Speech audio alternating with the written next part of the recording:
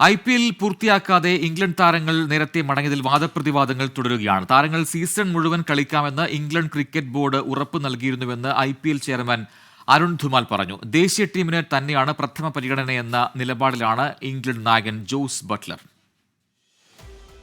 പാകിസ്ഥാനെതിരായ 2020 പരമ്പരയിൽ കളിക്കാനായിരുന്നു IPL മതിയാക്കിയുള്ള England താരങ്ങളുടെ കൂട്ടപ്പലായനം.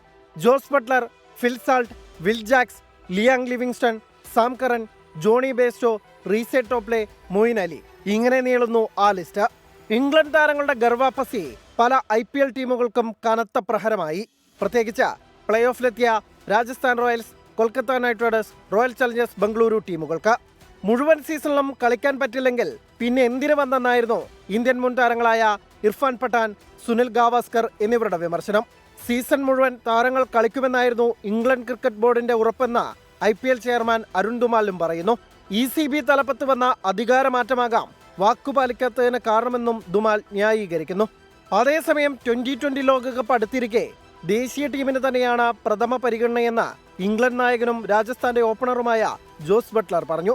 പരമ്പര മുൻകൂട്ടി നിശ്ചയിച്ചതാണെന്നും IPL കലണ്ടർ തയ്യാറാക്കുന്നവരാണ് ഇക്കാര്യത്തിൽ ശ്രദ്ധിക്കേണ്ടതെന്നും ബട്ട്ലർ കുറ്റപ്പെടുത്തി. ലേലത്തിന് ശേഷം പല ഇംഗ്ലണ്ട് താരങ്ങളും പിന്മാറിയതും നേരത്തെ വിവാദമായിരുന്നു. ഇതോടെ അടുത്ത മെഗാലേലത്തിൽ ഇംഗ്ലണ്ട് താരങ്ങളെ ടീമിലെടുക്കുന്നതിനെക്കുറിച്ച് ടീമുകൾ കൂടുതൽ ചിന്തിക്കുമെന്ന് ഉറപ്പായി കഴിഞ്ഞു. Sports desk 24.